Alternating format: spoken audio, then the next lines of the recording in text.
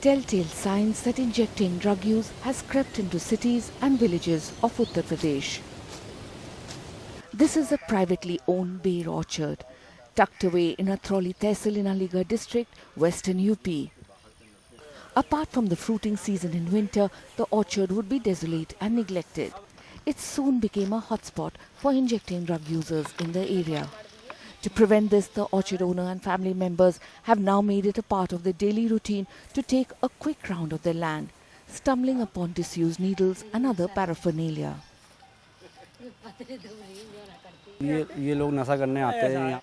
डंडा से भी मारा है। तो रोजीना का धंधा है, ये तो रोजगार दोपहर के बाद में आमे हैं वो लोग। आप दोपहर के बाद खुद देख लेना यहाँ पे। हम कभी आमे हैं तो मतलब हमें देख के भाग भी जामे, जब हम मारे तो भाग भी जामे देख के।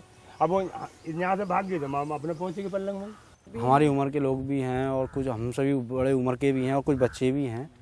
सब तरह के लोग हैं यहाँ। बहुत लोग बिगड़ चुके हैं, हमारी निगाहों में भी हैं। कुछ हमारे महल्ले के पड़ोस के भी हैं। ऐसे कुछ कार्रवाई तो है नहीं और कोई इलाज भी नहीं है इसका, किसी के पास लेके जाएं। A kilometer away, 40-year-old Deepak, the son of a farmer, is one of the faces of injecting drug use.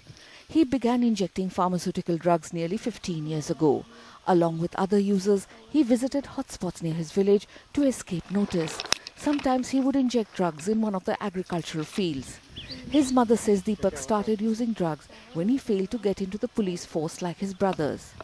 उस समय ये नौकरी नहीं लगी इसकी और फिर काफ़ी भर्ती देखी, इसकी नौकरी लगी नहीं सरकारी।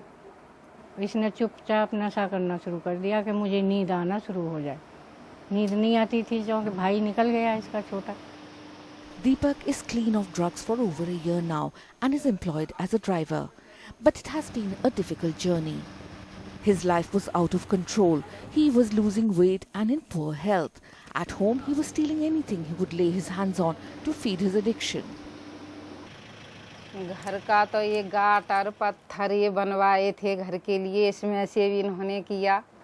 खेतीबाड़ी में से भी जैसे लोहा घर का सामान होता है, पिलास पेचकस, इनको तो कुछ मिलना चाहिए थोड़ा सा। बहुत झेला है हमने इसके लिए। और कभी कभी तो मैं ये भी कह देती कि तू मर जा तो मैं अपने सामने तेरा सब कुछ कर दूं, पता नहीं पीछे तेरा क्या होगा। मैं बहुत परेशान होती थी।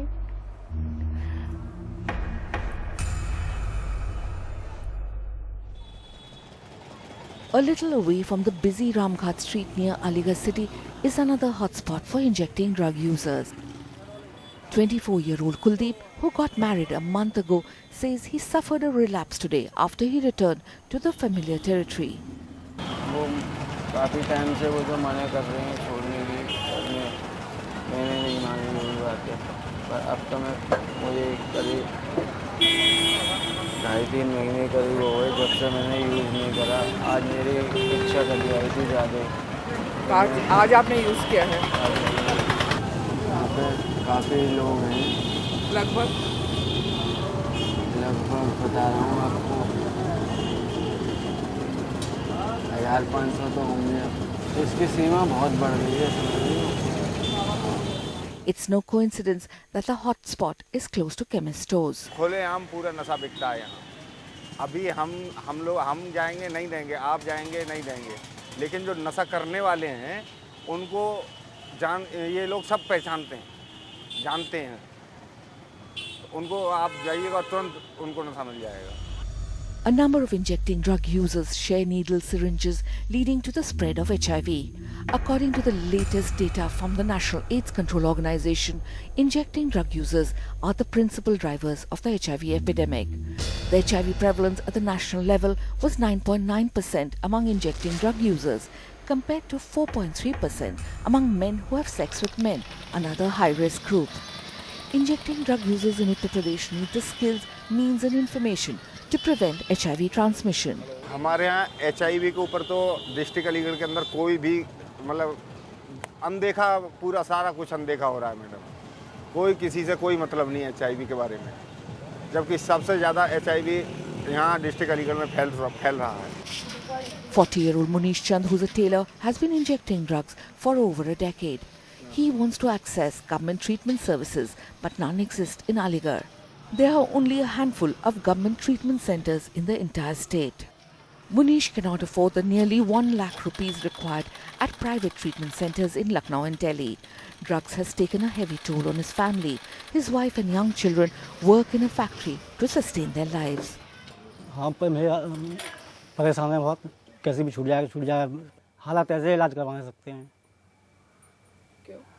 पैसे की कुछ जाए तो कहाँ जाएं? सरकारी कोई संस्था नहीं है जो यहाँ पे तो कोई ना है। पहले तो ये बहुत सस्ते आते हैं, मतलब ये दुकान वाले को जरूरी लेना है तो पैसे बहुत ज़्यादा हैं इसके अब। In this working class neighborhood, injecting drug use over the last decade has brought death and destruction in its wake. Mukesh Devi's husband worked as a cook in a sweet shop. He died 9 years ago, leaving behind 3 children. वो तब तो ऐसे चले 200 रुपया 150 रुपया, वो भी नशा में मेरे लिए भी परेशान कर देते भी। मैं भी कमाती, कहीं नराई ढसाई में चली जाती तो उसे भी निकाल ले जाते, बर्बाद कर देते। अब तो मैं जो कि चौका बर्तन कर रही हूँ, ऐसे कपड़ा दे देती हैं तो पहन नहीं हूँ, वो भी नहीं छोड़ते कपड़े भी। मेरी माँ देखती है तब की हालत तो बहुत रोती है। अंदर वाला पेटीकोट है ना, तब मैं मम्मी के सामने पर नहाई तो एक पेटीकोट में समझ लो कि 10 खोप सी है रही। Uchan Mohalla in Atrauli Tehsil reveals UP's terrible secret. Just this one lane has witnessed the death of 3 men due to injecting drug use. 30-year-old Saroj Devi was married for 5 years and had 3 children. वो तो यही करते थे, खाली यही करते थे, नशा पत्ता बस। कभी कमाया नहीं? नहीं, स्माइक भी लेते, इंजेक्शन भी लेते, वो भांग भी लेते। Her husband was 24 when he died. She works as an agricultural labor now and says her family often goes to bed hungry. अब खेती का काम रोज तो होता नहीं है, कभी 10 दिन में लगाओ, कभी 8 दिन में लगाओ, तो पूरे महीना का खर्चा उसी में तो चलाना पड़ता है। बाकी कोई सहायता नहीं, कोई सरकारी संस्था भी नहीं है कोई? नहीं, जो आप कोई विधवा पेंशन? विधवा पेंशन नहीं बनती अभी।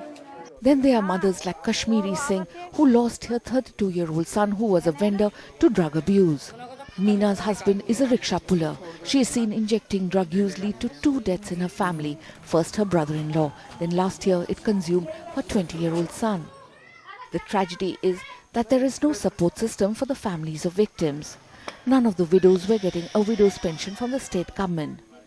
These deaths have not been investigated and no one knows whether the victims died of HIV, hepatitis C or drug overdose.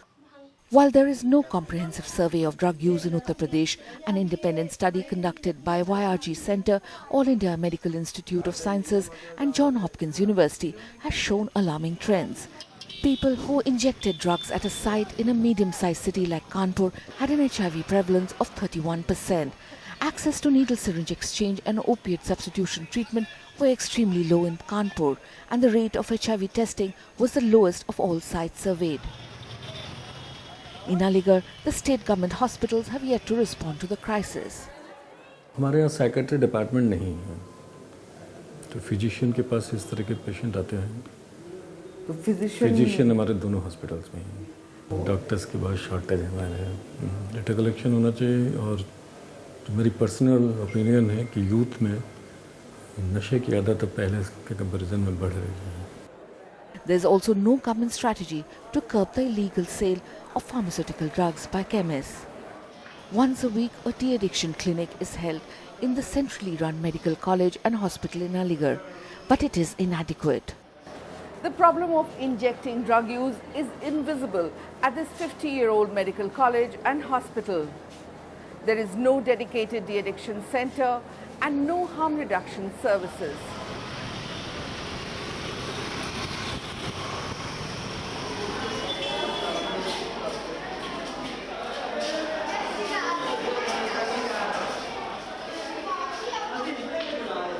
नशे वाले मुंडे किस तरह चलते ने, कुछ सन दिखाओ कर। Politicians, activists, experts and filmmakers have spoken about Punjab's drug problem. Now school children in Lopok in rural Amritsar tell us what they see in their village.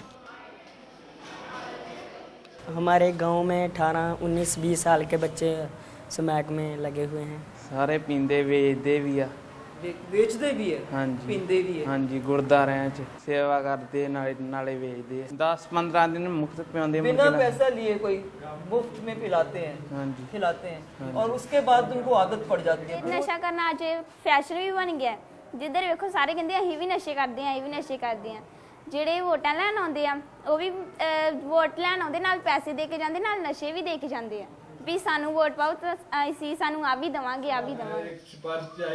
Like these school children, Sonu was 17 when he started using smack. He is now 30 and is still using drugs. ये तो खुदा की खुदकिस्मती है कि मैं अभी तक जिंदा हूँ, लेकिन अभी तक तो मैंने देखे हैं कोई सिर्फ साल और 2 साल ही हुए हैं जिनको नशा करते हुए, लड़के नौजवान 17-18 साल की उम्र के वो चल बसे। आप 100 में से 20% लोग साल में कम हो रहे हैं। इंजेक्ट करना तो मजबूरी है क्योंकि उतना पैसा नहीं होता कि पेपर में पी सके, क्योंकि 1000 रुपये का नशा जो है 1000 का वो हमें पेपर के सही रहेगा, लेकिन वही नशा 1000 का हमने 200 रुपये में करना हो तो इंजेक्ट करना पड़ेगा। At Kozhikode in Tarantaran district, we get a glimpse of a village ravaged by drugs. There are 100 odd users among the 3,000 strong population. While nearly 40 are still hidden, this group does not mind being identified. One of the members of the group is a woman. मैंने जो चलो interview दे रहे हैं, ठीक है, face भी दिखा रहे हैं, तो इसलिए कि मैंने जो किया है ना, तो वो और भी जो लड़कियां हैं ना उनको भी पता चल जाए कि ये सब करने से क्या हो जाता है। जो फिर पास वाले लोग होते हैं ना वो भी बोलते नहीं हैं। नॉर्फिन लगाता था मैडम। हाँ जी, चिट्टा महंगा था तो टीके सस्ते थे। तो कितना खर्च हो जाता था एक दिन का? मैडम जी खर्चा आ जाता था, उधर तो मिल जाता था 30 रुपये का, 35 रुपये का मिल जाता था। अब तो 300-400 तक पहुँच गया टीका। सरकार को यह बोलना चाहिए भी आह काम बंद करना चाहिए नशे का, ਜਿਹੜਾ ਕੰਮ ਵੱਧਦਾ ਜਾਂਦਾ ਪੰਜਾਬ ਦੇ ਵਿੱਚ ਆਪਣੇ।